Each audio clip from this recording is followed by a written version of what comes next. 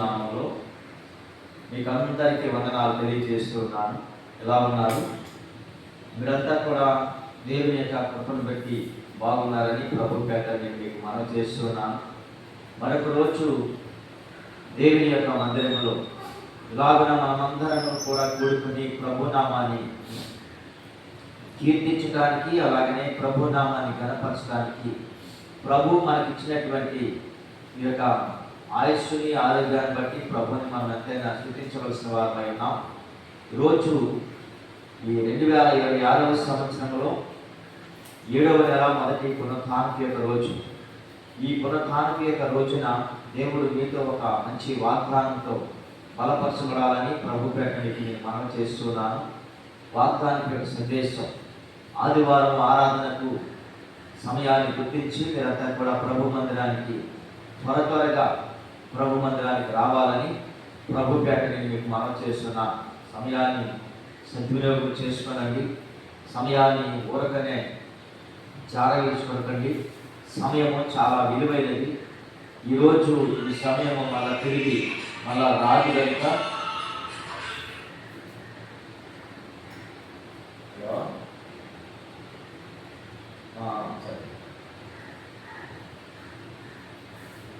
ఈ సమయం మన తిరిగి రాదు కనుక ఈ సమయంలో దేవుని మనము ఆరాధించాలి. దేవుని ఆరాధించడానికి సమయము అసమయం అనేటువంటిది లేదు. ఎప్పుడు దేవుడు మనకి ఇస్తే అవకాశం, అప్పుడు దేవుని మనం ఖచ్చితంగా ఆరాధించాలి. అయితే ఈరోజు ఒక చిన్న విషయాన్ని మీ ముందు పెట్టాలని ఆలోచన కలిగి ఉన్నాను. ప్రతి ఒక్కరూ కూడా ఆదివారము ఆరాధనకి ఎవరు కూడా బిసి కాకుండా ప్రభు చెందికి రావాలని ప్రభు పేట మీకు మనం చేస్తున్నా. ఎందుకంటే ఆయన ఆరాధనకు యోగ్యుడు, స్థుతులకు ఆయన పాత్రుడు. ఆయన ఎప్పుడైతే నువ్వు స్థుతిస్తావో నీ స్థితి మారుతుంది. ఆయన స్థుతించిన ప్రతి భక్తుల యొక్క స్థితి మార్చగలిగిన వాడే మనం ఆరాధిస్తున్నటువంటి దేవుడు. కనుక ఈరోజు కోరాహు కుమారుడు పాడినటువంటి యొక్క పాట లేకుంటే కీర్తన, వారు చెప్పినటువంటి మాటలో చిన్న విషయాన్ని 84వ కీర్తనలో 10వ వచనములో చక్కటి మాట వారు తెలియజేశారు. ఈరోజు ఇది మీకు ఒక వాగ్దానంగా మనము తీసుకుందాం, లేక ఇది ఒక వాగ్దానం ముందు పెడుతున్నాను. ఖచ్చితంగా మనము నిత్యముగా దీవించబడాలని, ఖచ్చితంగా నిత్యముగా దేవుడు మనల్ని దీవిస్తాడని గుర్తించిన ప్రతి ఒక్కరు కూడా ఖచ్చితంగా దేవుని మందిరానికి ఆగకుండా, నిలిచిపోకుండా సాగిపోవాలని, ప్రభు మందిరానికి రావాలని ప్రభు పేట నేను మీకు మనవి చేస్తున్నా. ఎందుకంటే దేవుడు ఖచ్చితంగా 2-3 ఎక్కడైతే కూడుకొని నా నామపేట ప్రార్థన చేస్తారో వారి మధ్యలో ఉంటున్నానని చెప్పిన ప్రభువు ఖచ్చితంగా 2-3 మనం కూడిన చోట ఉండగలిగిన దేవుడు. దానితో ఫలంగా ఈ కోరాహు కుమారుడు రాయాల్సినటువంటి కీర్తనలో వారు చెప్పిన మాట ఏంటంటే, నీ ఆవరణలో ఒక దినము గడుపుట 1000 దినముల కంటే శ్రేష్టము అని చెప్పారు. చూడండి, ఆవరణము అంటే ఆవరణము అనగా దేవుని లేఖనాల్లో మీకు ఒక విషయాన్ని చెప్తాను. ధర్మశాస్త్ర కాలంలో మోసే కట్టినటువంటి ప్రత్యేక గుడారాలకి 3 ఉన్నాయి. ఎందుకంటే ఒకటి పరిశుద్ధమైన స్థలము, రెండవది అతి పరిశుద్ధమైన స్థలము, రెండవది పరిశుద్ధమైన స్థలము, మూడవది ఆవరణము.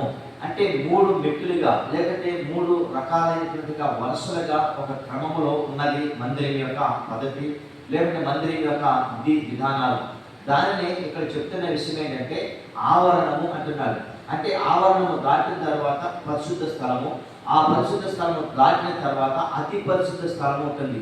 అంటే అప్పటి కాలంలో క్రీస్తుకు పూర్వము ధర్మశాస్త్ర కాలంలో ఈ యొక్క స్థలానికి వెళ్ళేటువంటి వారు ఎవరనగా దేవుని చావకులైనటువంటి వారు, అంటే ప్రతిష్ఠించబడిన చావకులు, ప్రతిష్ఠించబడిన యాజకులు ఈ యొక్క స్థలానికి వారు వెళుతుండేవారు. ఇశ్రాయేలుల పక్షమున వారు వెళ్ళి ఆవరణము దాటి పరిశుద్ధ స్థలము దాటి అతి పరిశుద్ధ స్థలంలోకి వెళ్ళి ఇశ్రాయేలు యొక్క పాప క్షమాపణ నిమిత్తమై వారు యాజకులు ఏం చేస్తూ ఉండేవారంటే, వారు ఒక గొర్రెని కానీ పావురము కానీ లేకుంటే ఒక గుబ కానీ తీసుకుని అర్పిస్తుండేవారు. ఇశ్రాయేలు యొక్క పాపము నిమిత్తమై ప్రాయశ్చిత్తానికి వారు రక్తాన్ని సిందించి అర్పించడానికి ఒక ప్రత్యేక ప్రతిష్ఠిత కలిగినటువంటి దైవ సేవకులు తప్ప ఆ స్థలంలోనికి ఎవరు వెళ్ళలేరు. వెళ్ళకూడదు కూడా. ఆ ధర్మశాస్త్రం యొక్క నియమము అలాంటిది, ఆ కట్టడలు అలాంటివి ఆ కాలంలో. కానీ ఇప్పుడు మనము అందరము వెళ్ళటానికి ప్రభు మనకి కృపని దయచేశాడు. ఎందుకంటే ఆ యొక్క యెరూషలేము యొక్క దేవాలయంలో ఉన్నటువంటి ఆ వెండి తెర ఎప్పుడైతే ప్రభు యేసుక్రీస్తు ఆ సిలువలో ఆయన ప్రాణము పెట్టి రక్తము కార్చి సమాధి చేయబడి తిరిగి లేపబడేటువంటి ప్రభు మన కొరకు ఆ త్యాగం ఎప్పుడైతే చేశాడో అప్పుడు ఆ వెండి తెర వెండిగా చీలిపోయినప్పుడు అప్పుడు ఖచ్చితంగా నిత్యముగా నీవు నేను మనం అందరం కూడా ఆ స్థలానికి ఆ ప్రాంతానికి వెళ్ళటానికి ప్రభు మనకి కృపని దయచేశాడు. అయితే ఈ కీర్తనకారుడు అంటే కోరాహు కుమారుడు, కోరాహు పరిస్థితి మనకందరికీ తెలుసు. కోరాహు, దాతాను, అభిరాములు మోసేకి అహరోనుకి ఎదురు తిరిగిన వారు. అంటే కోరాహు, అభిరాము, దాతానులు ఎలాంటి వారంటే మోసే మీద అలాగనే అహరోను మీద దేవుని మీద కూడా తిరుగుబాటు చేసి ఆ తిరుగుబాటు యొక్క సందర్భంలోనే అంటే భూమి నెరవేసి మరణించినటువంటి సందర్భంలో వారు ఉన్నారు. కానీ వారి కడుపున పుట్టినటువంటి వారిలో ఈ కోరాహు కుమారులు ఎంత అద్భుతంగా దేవుని కొనియాడుతూ దేవుని నామాన్ని గణపరుస్తూ దేవుని స్తుతించి ఆరాధించే వరుసలో వీళ్ళు ఉన్నారు. అంతేకాదు ఆ క్రమంలో ఉన్నారు. ఆ యొక్క మందిరం యొక్క విధి విధానాలను ఆజ్ఞలను కట్టలను అనుసరించి నడుస్తున్నటువంటి విధిలో వీరు ఒక గొప్ప ఆ యొక్క ఆధ్యాత్మిక కలిగినటువంటి వారిగా ఈ కోరాహు కుమారులు ఉన్నట్లుగా మనం దేవుని లేఖనాల్లో మనం చూస్తున్నాం. చాలా కీర్తనలు వీరు రాశారు.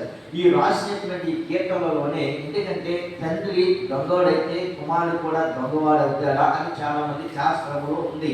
నాకు చెబుతూ ఉంటారు, వాళ్ళ తండ్రి పోలికను బట్టి పుట్టారా, తండ్రి శాస్త్రీయులు చేస్తున్నారా అని చెబుతూ ఉంటారు. కానీ కోరాహు కుమారుల విషయంలో అయితే మాత్రము తండ్రి తిరుగుబాటు చేశాడు దేవుని సేవకుల మీద దేవుని మీద. కానీ ఈ కోరాహు కుమారులు అయితే దేవుని మీద తిరుగుబాటు చేయగలిగినటువంటి వారు కాదు, సేవకుల మీద కూడా తిరుగుబాటు చేసినటువంటి వారు కాదు. ఎందుకంటే దేవునికి లోబడే ప్రజలు, దేవునికి విధేయత కలిగినటువంటి వారు, దేవుని సన్నిధిలో వారు మోకరించి తగ్గించుకొని ప్రార్థించేటువంటి ఒక గొప్ప ప్రార్థనా పరులని కూడా మనం వీరి గురించి చెప్పగలుగుతాం. ఎందుకంటే వీరిలో ఉన్న విధేయత, వీరికి ఉన్నటువంటి సాత్వికము, వీరికి ఉన్నటువంటి లోబడే మనస్తత్వము, తగ్గించుకునే మనస్తత్వాన్ని బట్టి వాళ్ళు రాసుకున్న విషయం ఏంటంటే భక్తిహీనుల గుడారములలో నివసిస్తున్న వారిని బట్టి, వీధుల మట రోడ్ల మట తిరుగుతున్నటువంటి వారిని బట్టి వారితో వీరు చెబుతున్న విషయం ఏంటంటే మీరు అక్కడ ఇక్కడ తిరగటం కాదు, అక్కడ ఇక్కడ సమయాన్ని గడపటం కాదు, ఆదివారం ఆరాధనకు మీరు ఖచ్చితంగా నిత్యముగా దేవుని మందిరంలో వచ్చి దేవునితో కలిసి ఆరాధిస్తున్నప్పుడు, దేవుని ఆవరణలో నిలిచి మీరు జీవిస్తున్నప్పుడు, దేవుని మాటలు సేవకులు చెబుతుండగా ఆనందిస్తున్నప్పుడు అక్కడ ఉన్నటువంటి సమృద్ధి ఏంటో, అక్కడ ఉన్నటువంటి క్షేమం ఏంటో, అక్కడ ఉన్నటువంటి ఆశీర్వాదాలు ఏంటో వాటిని గురించి అనుభవించి పొందుకున్నటువంటి వీరు ప్రజలకు తెలియజేస్తున్నారు. ఏంటి వాళ్ళు తెలియజేస్తున్న విషయం అంటే ఈ కాలంలో చాలా మంది ప్రభు మందిరానికి ఆదివారం ఆరాధనకి దూరం అయిపోతున్నారు. అంతేకాకుండా దూరం అయిపోతున్న వీళ్ళు స్నేహ బంధాలను బట్టి, లేకుంటే వాళ్ళకు ఉన్నటువంటి అనేకమైనటువంటి ఆ యొక్క స్నేహాన్ని బట్టి, లేకుంటే వాళ్ళకు ఉన్నటువంటి పరిస్థితులను బట్టి దేవుని మందిరానికి రాకుండా వాళ్ళు భక్తిహీనులతో సహవాసం చేస్తూ దేవుని యొక్క ప్రజలను ఎరగిన వారితో స్నేహం చేస్తూ ఆరాధనకి దూరం అవుతూ, మందిరానికి దూరం అవుతూ వారి స్థితిగతులని కూడా అధోగతి పాలు చేసుకుంటూ వాళ్ళ జీవితాలలో చాలా నైనంద స్థితిని కలిగి వాళ్ళు బాధాకరమైన పరిస్థితిని వెలుబడి చేస్తున్నది వాళ్ళ మీద. అలాంటి పరిస్థితులు కలిగి ఉన్నటువంటి ప్రజలతో మాట్లాడుతున్న విషయం ఏంటంటే నీ ఆవరణంలో ఒక దినము గడుపుట 1000 దినముల కంటే శ్రేష్టము. చూడండి, లోకములో నీవు ఎంత గడిపినా అది ఏమాత్రము కొలతకు రాదు, లెక్కకు రాదు. కానీ దేవుని మందిరంలో గడుపుతున్న దానిని బట్టి, దేవుని మందిరానికి వచ్చి ప్రభుని ఆరాధిస్తున్న దాన్ని బట్టి చెబుతున్న విషయం ఏంటంటే తెలుసా, ఒక దినము అనగా ఒక రోజు అని చెబుతున్నది బైబిల్. ఒక రోజంతా కూడా దేవుని మందిరంలో గడిపితే అయి బాబాయ్ ఒక గంట సేపే దేవుని మందిరంలో గడపలేము కదా, రోజంతా ఎలా గడుపుతామండి అని మీరు అనుకుని వచ్చేమో. కానీ గడపటానికి కనుక నీకు దేవుడు అటు మనస్సును ఇస్తే, ఖచ్చితంగా నీవు కనుక గడపటానికి నిశ్చయించుకుంటే ఖచ్చితంగా నిశ్చయముగా నా దేవుడు నీకు గొప్ప ఆశీర్వాదాన్ని నా ప్రభు ఈరోజు ఇవ్వబోతున్నాడు. ఈ యొక్క పునరుత్థానమైన శక్తిని నీవు పొందుకోబోతున్నావు. ఈ పునరుత్థానమైన ఆరాధన ఏమాత్రము విసుగాకుండా ప్రభు మందిరానికి వస్తే ప్రభు చెప్తున్న మాట, ఒక దినము గడిపితే 1000 దినముల కంటే, అంటే ఒక దినము గడుపుట కంటే 1000 దినములు శ్రేష్టం అంటున్నాడు. గడుపుట 1000 దినములు కంటే శ్రేష్టం. చూడండి, శ్రేష్టం అంటే ఈ లోకంలో ఏదైనా వెండి సంపాదించుకుంటే శ్రేష్టము, బంగారం సంపాదించుకుంటే శ్రేష్టము, లేకుంటే ఇంకా రకరకాలైనటువంటి వనరులను సమకూర్చుకుంటే శ్రేష్టము. కానీ ఇక్కడ భక్తుడు అంటున్నాడు, నీ ఆవరణంలో ఒక దినము గడుపుట. అంటే దేవుని ఆవరణం ఇంకా వీళ్ళ లోపల కూడా వెళ్ళలేదండి, ఆవరణంలోనే ఉన్నారు. ఆవరణంలో గడపటమే శ్రేష్టము. ఇంకా మరి పరిశుద్ధ స్థలం ఉంది, అతి పరిశుద్ధ స్థలం ఉంది. ఇంకా అదే పరిశుద్ధ స్థలము, అతి పరిశుద్ధ స్థలంలోకి వెళ్తే ఇంకా ఎంత శ్రేష్టమో ఒకసారి మీరు ఆలోచిస్తే దేవుడు చెప్పిన విషయం తెలుసా? దేవుని వాక్యములో భక్తిహీనుల గుడారములలో నివసించుట కంటే, అంటే ఎక్కడంటే భక్తిహీనుల గుడారములలో నివసించుట కంటే భక్తి లేని జనము, దేవుని భయము లేని జనము మధ్యలో నివసించకండి. ఎందుకంటే వర్షము వస్తున్నప్పుడు చెట్ల కింద అలాగనే మరి ఆ పొలాలలో మీరు నివసించరాదు అని ప్రభుత్వం యొక్క అధికారులు చెబుతుంటారు. భారీ వర్షాలు కురుస్తున్నప్పుడు, ఎందుకంటే పిడుగులు పడే అవకాశం ఉంది. చెట్ల కింద కానీ అలాగే పొలాల్లో కానీ లేకపోతే రోడ్ల మీద కానీ మీరు నివసించవద్దు, ఒక మంచి ఆ భవనాలను వచ్చి మీరు నివసించండి అని చెప్తారు. ఎందుకంటే అక్కడ మీకు ఆశ్రయం ఉంటుంది అని దేవుని యొక్క ఆ లేఖనాల్లో చెప్పినట్లుగానే ప్రభుత్వం యొక్క అధికారులు కూడా భారీ వర్షాలు పడుతున్నప్పుడు ఈ విషయాన్ని వాళ్ళు తెలియజేస్తున్నారు. ఎందుకంటే మీ ప్రాణ రక్షణ ఎక్కడ ఉంటుందంటే చెట్ల కింద కాదు, అలాగే పొలాలలో కాదు. ఈ భారీ వర్షాలు పిడుగులు పడే అవకాశం ఉంది కనుక మీరు మంచి బిల్డింగులో భవనాల్లో వెళ్ళండి అంటారు. అంటే ప్రియమైన దేవుని ప్రజలారా, మీకు ఆశ్రయము దొరకాలంటే, క్షేమము దొరకాలంటే, దేవుని సన్నిధిలో సమృద్ధిని నీవు అనుభవించాలంటే దేవుని మందిరము దగ్గరికి రావాలి, మందిరంలోకి రావాలి. అక్కడ ఏముందో తెలుసా? అక్కడ ఒక గంట గడిపోవనుకో, లేదా దినం గడిపోవనుకో, అక్కడ శ్రేష్టమైనటువంటి బహుమతులు దేవుడు వాక్యం ద్వారా నీకు ఇస్తా ఉంటాడు. అంతే కిందంటున్నాడు, భక్తిహీనుల గుడారములో నివసించుట కంటే నా దేవుని మందిర ద్వారముల నుండుట నాకు ఇష్టం అంటున్నారు వాళ్ళు. అంటే నేను భక్తిహీనులతో కానీ లేకపోతే లోకస్తులతో కానీ లోకములతో కానీ నేను సహవాసము చేయను, వారి మధ్యలో నేను నివాసము చేయను. ఎందుకంటే ఈరోజు పునరుత్థానం యొక్క శక్తిని పొందుకోవాలి, పునరుత్థానం యొక్క ఆశీర్వాదాన్ని నేను అనుభవించాలి కనుక ఖచ్చితంగా నేను ఎక్కడికి వస్తానంటే నా దేవుని యొక్క మందిరం యొక్క ద్వారము దగ్గరికి వస్తానని భక్తులు తెలియజేస్తున్నారు.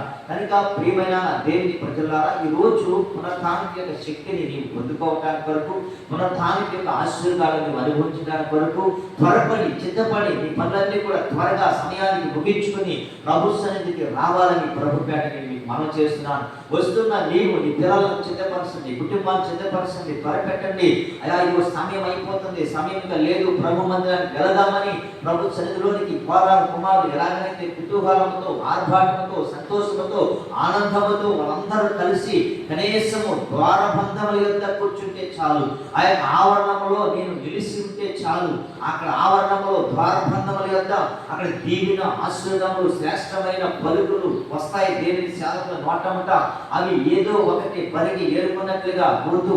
అలాగనే మేము కూడా దేవుని ద్వారబంధముల యొద్ద అక్కడే ఆ దేవుని యొక్క ద్వారబంధముల యొద్ద లేకుంటే ఆవరణ యొద్ద కూర్చుని దేవుని మాటలు విని శ్రేష్టమైన ఆశీర్వాదాలు అనుభవించాలని ఆ కోరాలు కుమారులు అనుభవించిన ప్రకారంగా రాసిన రీతిగా వారు వచ్చిన రీతిగా నీవు నేను మనమందరం కూడా రీతిగా ప్రభు మందిరానికి వచ్చినము గాక, సమయాన్ని వినియోగించుకుందుము గాక, సమయాన్ని మనం పోనేకుండా సద్వినియోగం చేసుకుందు గాక. నీ కృప దేవుడి మీకు అనుగ్రహించును గాక, దేవుడి మాటలు మనం దీవించును గాక. చిన్న ప్రార్థన. పరిశుద్ధమును నమ్మకమును పరలోకమందున్న మా తండ్రి మీకు స్తోత్రాలు వందనాలు తెలియజేస్తున్నాను. ఈ ఉదయకాల సమయంలో చెప్పబడినటువంటి మాటలు అయా మీ ప్రజలకు మేలుకరంగా ఆశీర్వదకరంగా ఉంచండి. త్వరపెట్టి సిద్ధపరిచి ప్రభు మందిరానికి వారాలు కుమారులు ఎలాగైతే అయా మరి నా యొక్క దేవుని ఆవరణములు, మందిర ఆవరణములు ఒక దినము గడుపుట 1000 దినముల కంటే శ్రేష్టమన్నారు.